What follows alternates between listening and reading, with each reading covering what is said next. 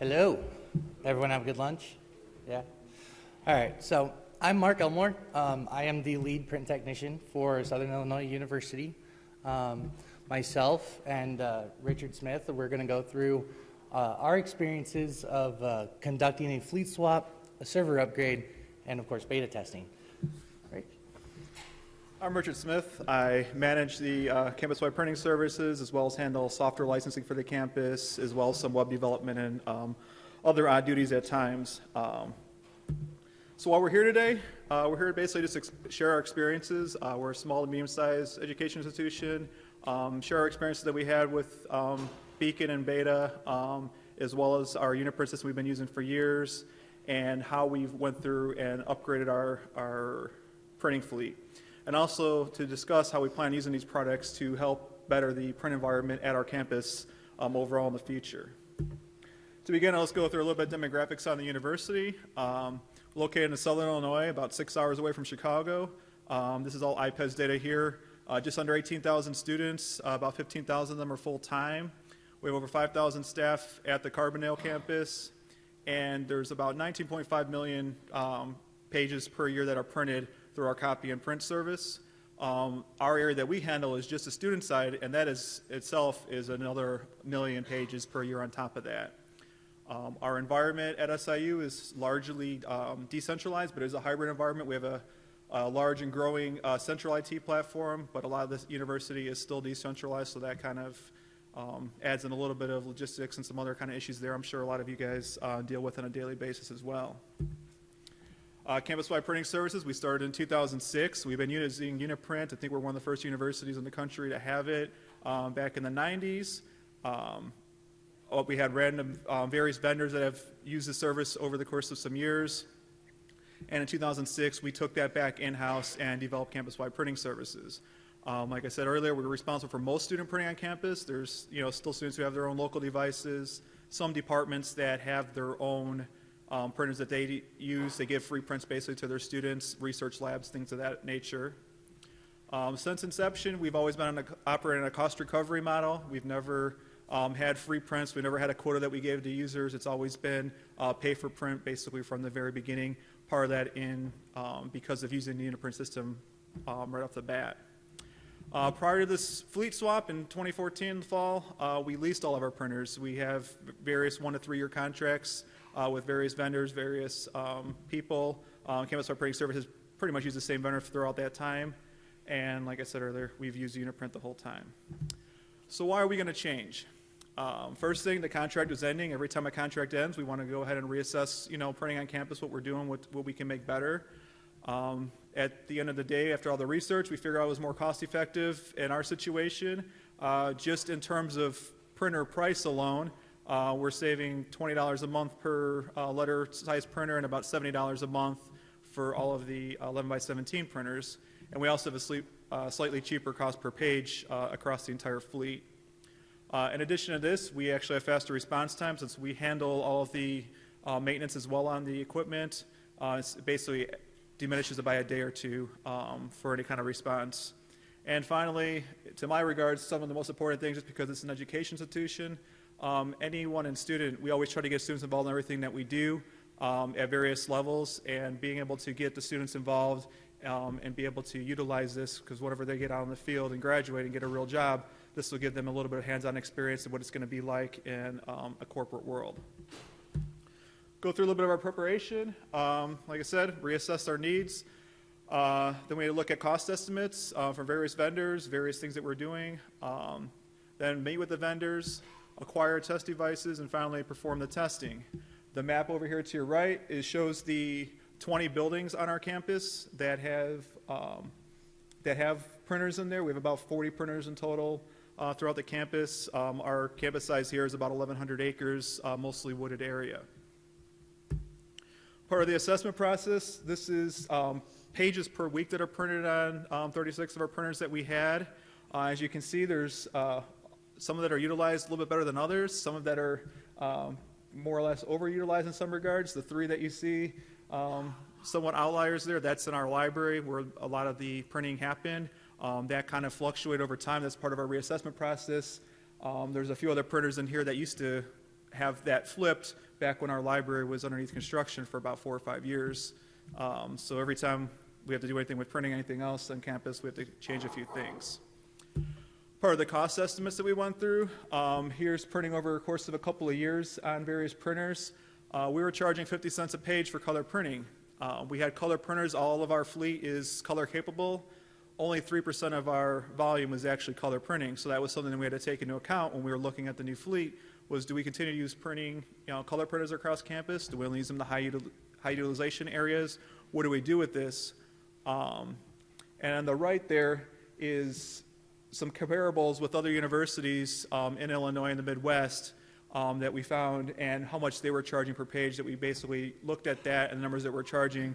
I was involved with a new student orientations, and that was one of the common things as we're explaining the print environment, how they would be able to print on campus during the orientation process. And you say, oh, it's 10 cents a page for black and white. They're kind of like nodding their head, okay, whatever. You say 50 cents a page for color, and their eyes get a little bit wider. Then they're over to Best Buy or Walmart the next day, getting their inkjet printer. So our timeline, in January 2014, I took over as the interim manager. We attended the Pharaohs Conference last year in February. We were, I don't know if we were the last ones, but definitely among the last. I think it was the second or third time they had a couple extra seats. We finally were able to get in here. We attended the conference in February. Myself and Ben Anderson, who wasn't able to make it today, our manager above us, and he and I both decided after we left here, with the Uniprint 9 that was coming out, we wanted to utilize that on campus, found a lot of features and other things that we'd be able to use in this upgrade process. So later that month, we met with our director, CIO, some other members of the board, discussed some strategies, how we plan on going about it to basically get the nod for approval to go ahead and start. And then in March, we met with various vendors, both for the device level as well as even some back-end solutions and stuff, just to basically cover all of our bases there. And finally, in April, we decided that got some test devices, seed units and stuff like that from various vendors, and we're able to start some introductory testing there. So what are we going to change? Short of it is everything. We currently had leased printers, 36 of them in all. We're on Uniprint 8.3. We're on a VMware Server 2008 instance using SQL Express, and all that was going to change. Our release stations, we had a in-house, basically ran the Uniprint system on a Linux, stripped-down Linux VM, and had it pushed out to thin clients to kind of lower our footprint. The new fleet that we're going to have is all going to be university-owned equipment. Uniprint 9, 2012 server, SQL 2012 full version, and then we're changing our release stations even from the thin clients on Linux to Windows 8 tablets. So more or less, we're taking everything out, going to gut the whole system, bring in a brand new system, and at the same time, trying to make it fully seamless to the students. So now we get into the testing phase.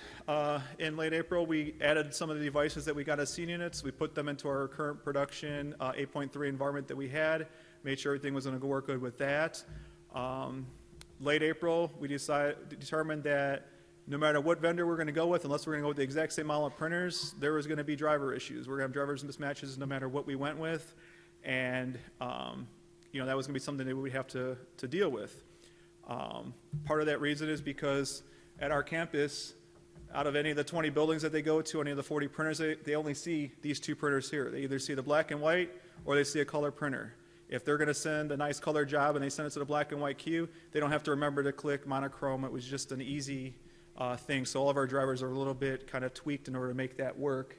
And it's a convenience that we had to our students that we wanted to keep going on with a new Uniprint system. So in May, we did some extended driver testing for both the letter and the tableted devices, figured out which drivers were and were not going to work. Then in June, we developed a local VM with Uniprint 9, got a beta test for that. I don't know if it's really beta test, but probably the first release in June, and started up a local VM, added some of these devices to there, kind of figured out some of the new features and possibilities that were going to be happening with 9. Then later on in June, we put tested the Uniprint 8.3 drivers with this VM, and found a couple issues that we thought we were able to resolve. Mark will go into that a little more detail in a minute here. And then in July, we had a Uniprint 9 system production, the one I talked about a little bit earlier. The production environment was stood up, and initial configuration was done in July. Mark started for us in August. Our initial test was August 11th was going to be the fleet swap. So when we're doing the interview process, we were lucky to basically find Mark and say, here's what you're going to walk into, day one, here's a job, 5 days later, prepare to basically change everything that you're going to do in the system. So Mark, go ahead and talk to us a little about the problems that we had. What he didn't tell me was I thought this was going to be a pretty simple process, right? No. Anyone who's ever changed any system out before, it's not that fun. So our main concern was getting all of our printers on time. The entire new fleet had to be in before our original deployment date. So what happened was that went well. They, in fact, went too well. They ended up coming about a week early. That's, I guess, a plus. But that meant our buildings that we had reserved weren't available for storage. And we had to make them available for storage. Small minor detail, right? So then you have your breakdown, your initial testing, and then 2 printers just failed right out of the box. Not the best or ideal situation, but with a deadline approaching, that was number 1 priority to get those fixed. So we got those fixed in time, not too bad, but another delay popped up. The biggest one was our RMP project, or our resident move-in project for the school. Once a year, usually during the fall semester, IT is pretty much redirected to assist incoming freshmen to make sure that their laptops, computers, game consoles, all that stuff is up to date, ready to hop onto the network. So that pushed us back by about a week. And then during that week, we had more driver issues with just different things we were wanting to do, in particular forcing our black and white queue that Rich mentioned earlier. So we had to look for a different solution. The different solution ended up being a different driver entirely. Still from the same manufacturer, slightly different model version, which allowed us to force the black and white and maintain our 2 queues of color and black. So then we finally sit down, we look at where we're at, and in that timeline, we set a new deployment date. Unfortunately, a new deployment date is a holiday, 3-day holiday. So you can imagine a lot of people wanting to take off work early that Friday. We had planned on doing it on a weekend, that very weekend that people wanted to leave. So getting access to keys, buildings, rooms, becomes a nightmare when you're running around trying to make sure things are ready for 32 printers to be installed across an entire campus. So after that, we have, as you can see, drivers and more drivers. We ended up having a small hitch. We've got Windows and Mac PCs that operate. We have a computer lab that's entirely Mac PCs, which later down, that presented a different challenge as far as ensuring billing was done correctly, and ensuring that people were, if you're sending the black and white on a Mac, you're still gonna get a black and white print. And then our biggest issue, and one we're still sort of dealing with, is our AD implementation. We import users, all of our users, into the Uniprint system through our Active Directory. It just makes it easier, doesn't have to do much. Unfortunately, there's still some holes, and those holes are minor, occur on a fairly rare basis. So we're still looking into that, but it's gotten a lot better than it was before. So here's a few pictures from our current fleet. As you can see in that top left picture there, it took up a lot of space. you have your printer on the table. You've got the printer. We essentially had a desktop next to every single one, and then attached to that was monitor, keyboard, mouse. So about a year in, we realized this is too much, taking up too much retail space, and we moved to the picture there on the right, and that was what Rich was talking about, throwing them on thin clients. So that's just kind of a picture of the old method, and then our new fleet looks like that. This is a bit more self-contained, doesn't take up any extra space, and as you can see, it still does have a keyboard, but that keyboard's going to be thrown out the window, not literally, because I don't want to pay for it. But we are moving to a single card swipe login method. Currently, our method is, which justifies need for a keyboard, we have our users enter in their IDs and hit enter, and then they swipe a card. We're trying to move away from that for a future plan. All right, and then, of course, Beacon. We've talked about that today. But how we have used it has been extremely helpful, and these are just two methods of using it. We've been using it as a monitoring tool. I'm the guy who gets yelled at when things break. So I'm the guy who is religiously checking and utilizing any system possible to ensure that everything is up and running and is addressed when possible. As you can see, toner, I've got a nice lovely picture of toner levels across campus, across all of our printers, at least. But more than that, it's handy if you just do a quick check. You check your status of your printers, make sure they're not dead or smoking. And then I'll hand it over to Rich here. He will go into more about how we're using it on the metrics side. Thanks. So we won't get into it all too much because there's a lot more sessions on Beacon, but the other side we do use it for is metrics. That's what we originally looked for last January, and then we got into the beta testing early, basically using this as a method to see what we're doing on printing across all of campus and figure out exactly, we can go to a board or anyone else like that and say, hey, we're using all these inkjet printers, we're using this, that's not cost effective to university, we're overprinting when we no need to, have too many devices. We can say that till we want to, and at the end of the day, we need to have the metrics behind it to actually show them what's going on. So we began the beta testing for Beacon back in July. We did it on the weekend. Like they mentioned earlier, it pretty much is click a button, you get a nice little code, you type it in there, and it's set up in, took me I think 10 minutes the first time I set it up in a test run. The first weekend we had it, after 2 hours or so of testing locally, I went ahead and we scanned our entire network over that weekend when there's going to be less traffic. Found over 800 network devices right off the bat. So that's about a 6-to-1 employee device ratio on campus.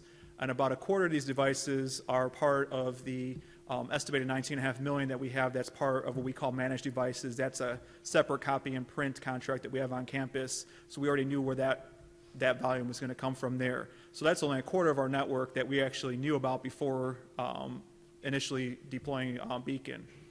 We had the Uniprint Scout capability in November of 2014. That gives us more access to the dashboard that you see down here in the bottom right, similar to what they were talking about earlier. You can look at costing for the year and things like that. And our local device, we're estimating to do that this spring. We wanted to do that almost from day one, but because of our old 8.3 system that we had, there's a couple of glitches in that if we would have deployed it, pushing it out, it may have caused some errors on a couple of workstations and stuff. So our future plans, how we plan on utilizing this, is we're going to push the local print scout across campus to find all of the local printers. Our estimates right now is we're probably going to double, maybe even triple that device count that we have right now. Almost every professor that we have on the campus has their own local device. We're going to utilize it. There was a question earlier. We're going to utilize it through SECM. We're going to push it out through that. We've tested it. It works in our local areas. It's just a matter now of deploying it to the entire university. And we're going to use this to determine the overall printing on campus and be able to take this information and determine where we need to make changes at. At the end of the day, the numbers, don't mean anything at all if we can't actually use them to make some type of a change, and that's what we plan on using it for. Next area here is to basically determine if we can help faculty and staff utilize printing better in their areas. Overall, we reduce the device count, replace some costly devices. Some challenges that I've met over the past month and a half or so. I'm not sure if anyone in here has came across this, but some of the faculty contracts even, they have an inkjet printer that they brought over when they got hired on, and that's written in their contract that, yes, I like this inkjet printer, and it's worked good for me for 10 years now. I'm going to keep on using this type of inkjet printer or the newer model and stuff like that. So it has a couple more challenges in there. Some initial problems that we're going to have whenever we're actually looking through the data is our AD and network infrastructure isn't the best. Our AD is a little bit messy at times, same with our network. We have various VLANs and things like that that are across departments, across areas that makes looking at the data just a little bit more difficult from the start. A lot of it's right out of the box that works pretty good, but some of this stuff we'll have to deal with. The next thing is our current print and copy contracts. We can't compete. We have to look at different ways of being able to gently guide people in a way of better printing without inconveniencing anyone like that, and ultimately cost.